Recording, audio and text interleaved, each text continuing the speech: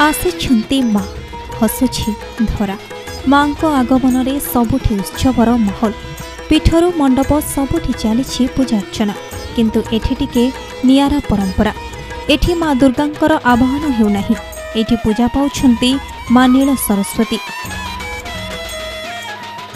माँ दुर्गांकर आदि रूप बा आद्य शक्ति भावे माँ नील सरस्वती आवाहन होइछि।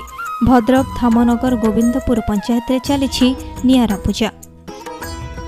माँ को आदि शक्ति प्रथम नीलवर्ण होकर आसीथिले तो जतेले शक्ति रूप रे आसिले तापर दुर्गा रूप धारण कले हत्यार सब तांको दिया गला किंतु आद्य रूपटा थिला तो सरस्वती नील रूप तेणु आम ए अंचल पूजा करी आसु आम गाँव रे परंपराटा। पूजा पाउछन्ति माँ नील सरस्वती। माँ को वर्ण नील रंग हाथ में धरिछन्ति लेखनी और खड़ी गोटोला पार्श्वरे अछन्ति गणेश और कार्तिक हंस उपरे उपवेशन करिछन्ति माँ। एही गाँव रे बसवास करन्ति माटे वंशर अधिकांश लोक। माटे वंशर आराध्य देवी होछन्ति माँ सरस्वती। तेबे माँ नील सरस्वती होछन्ति देवी दुर्गांकर आदि रूप।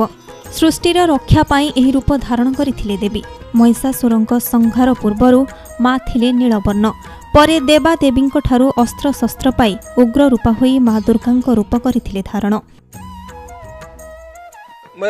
रणभूमि को पदार्पण कले महिषामर्दन करने एवं से महिषामर्दन रूप को सारा देश रे दुर्गा पूजा बोली पालन करा बेले एठी तांकर आदि रूप शांत रूप को पालन करछू आमे नील सरस्वती रूप दुर्गा पाखरे जो प्रकार विधि हुए एठी आमर सही प्रकार विधि हुए।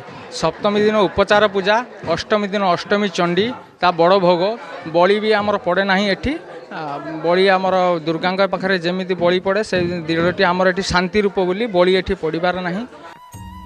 सेपटे पूजा पाई गाँव रे घरे घरे अंका जाइछि छोटी चिता लिपा पोछा करी भले कि भली चित्र अंकी माँ को स्वागत करिछन्ति।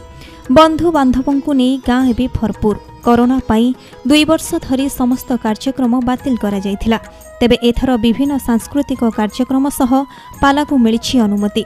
चलित वर्ष रावण पोड़ी हेबार रहिछि परंपरा। अस्त्र शस्त्र सब दान कले प्रदान करिकि तार शक्ति रूप धारण दुर्गा मूर्ति धारण करते आमे एई माटी वंश आमर निज संतक खड़ी गोटोला सबुठी दुर्गत नासिनी आह्वान हेउथिबा बेले एठारे आदि रूपरे पूजा पाउछन्ति माँ। बजाय रहिछि दीर्घ वर्षर परंपरा। भद्रकरू अजय पंडांको रिपोर्ट प्रमाण न्यूज 7.com।